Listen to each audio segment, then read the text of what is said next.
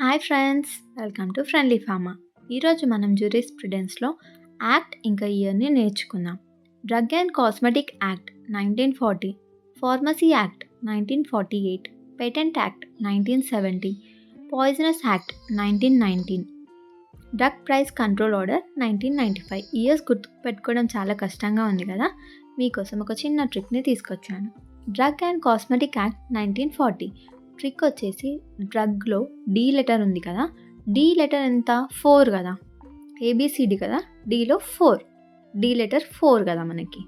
So ఇప్పుడు డిని మనం 0 లాగా కూడా రాసుకోవచ్చు కదా. So 40, so 1940. 19 అన్నిటికీ కామన్. సో నెక్స్ట్ ఏంటంటే ఫార్మసీ యాక్ట్. ఫార్మసీ యాక్ట్లో మనం ట్రిక్ని చూద్దాం. ట్రిక్ వచ్చేసి ఫార్మా ప్లస్ సి. ఫార్మా 4 కదా, 4 కాబట్టి 4. సిలో మన ఈ లెటర్ ఉంది కదా 8, 1948. Patent act 1970.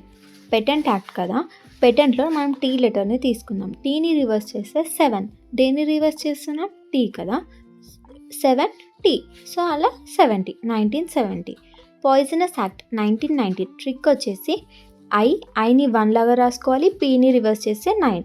సో పాయిజనస్ కదా, పీ లెటర్లో 9, ఐని 1, 1919. Easy, simple. Next drug price control order 1995. So ఇందులో ప్రైస్ పీ లెటర్ని రివర్స్ చేస్తే 9, ఈ లెటర్ ఆల్ఫాబెటిక్ ఆర్డర్లో 5 కదా, 1995. నెక్స్ట్ క్లాస్లో మనం ఇంకా 5 యాక్ట్స్ ఇయర్స్ని చూద్దాం ఈజీ వేలో. Thanks for watching. Please like, share and subscribe to my channel. Thank you.